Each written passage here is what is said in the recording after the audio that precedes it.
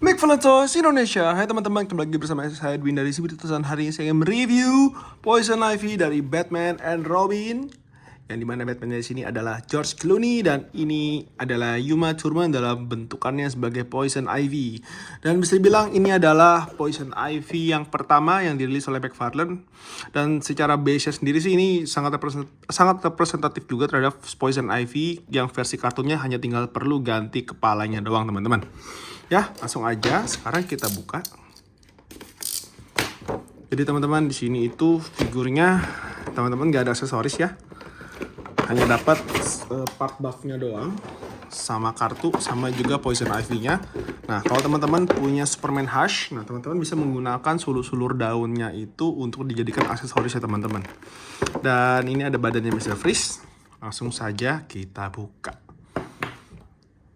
Jadi memang teman-teman nanti menurut info yang saya dapatkan, figur Batman and Robin ini akan rilis 2 kali teman-teman. Jadi itu yang pertama akan ada Mr. Freeze sebagai bagian part buff-nya. Dan yang seri kedua itu adalah kostum kedua mereka. Yang kostumnya itu ada silver-silvernya, terus ada buff-nya lagi, dan buff-nya itu adalah Bane teman-teman. Yang dimana Bane di sini itu di bawah kendali dari Poison Ivy ya. Kalau teman-teman pernah nonton filmnya, itu film yang menyenangkan karena itu film dimana saya kecil pertama kali nonton gitu. Dan lagunya juga bagus banget dari Seal, keren banget. Oke teman-teman, sekarang kita keluarkan ya badan Mr. Freeze. Terus ini Poison Ivy-nya. Nah, ini teman-teman Poison Ivy-nya. Untuk secara figur ini detail banget teman-teman. Lihat aja catnya nih sampai ada di tangannya, dan ini juga ada cincinnya juga. Catnya bagus, rata. Gradasi badannya teman-teman lihat tuh ya. Jangan pikir ngeres. Tapi ini gradasi daunnya juga sangat dicat dengan bagus. Bisa dibilang di figur tidak perlu repaint lagi. Paling kalau hanya teman-teman ingin nge-repaint atau ingin add up, ya tinggal di touch up aja di bagian rambutnya agar dia terlihat lebih seperti kayak balayage atau lebih shadowingnya gitu teman-teman ya. Karena ini terlalu flat warnanya. Tapi selain itu untuk bagian kakinya ini juga ada gradasi juga teman-teman. Warna detail tidak mengecewakan, mantep banget ya. Sekarang kalau untuk artikulasi teman-teman, ini lihat rambutnya ini bisa dibilang lumayan lentur, sehingga kita bisa taruh ke belakang seperti ini teman-teman. Ini juga lehernya juga bagus ya. Bagian wajahnya nih juga keren teman-teman, lihat. Uma Thurman-nya kelihatan banget. Ya, tuh. Yang saja punya saya ini cat matanya kayak juling gitu teman-teman.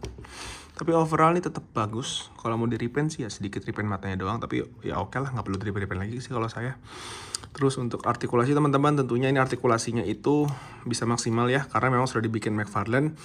Bisa menyesuaikan untuk artikulasi tangan. Hanya saja kalau untuk artikulasi kepala teman-teman dia terbatas karena ada rambut yang besar. Tapi nggak apa-apa karena memang di mainan itu kita tidak memainkan setiap waktu teman-teman ya. Jadi pasti kita pajang, sehingga menurut saya sih secara looks karena kita juga pajang ini no problem. Badan teman-teman ada artikulasi perut dan pinggang, jadi tidak jadi satu ya. Kalau Wonder Woman yang baru nanti kan itu jadi satu ya, ini sama sini ya. Nah ini nggak jadi satu. Kaki bisa split. Ini juga double hinge, jadi bisa ngotok pantat. Dan ini teman-teman juga secara artikulasi juga bagus ya. Dan secara figur juga bagus. Karena ini teman-teman ada bagian bokong yang dibikin tanpa lupa teman-teman ya. Ini apa ini? Ini bisul ya.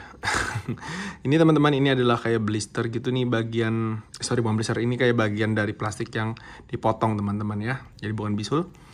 Dan ini ototnya juga bagus, tidak seperti Wonder Woman 84 yang dia kayak sosis. Cakep ya. Kurang lebih itu teman-teman figurnya. Saya review, nggak usah lama-lama.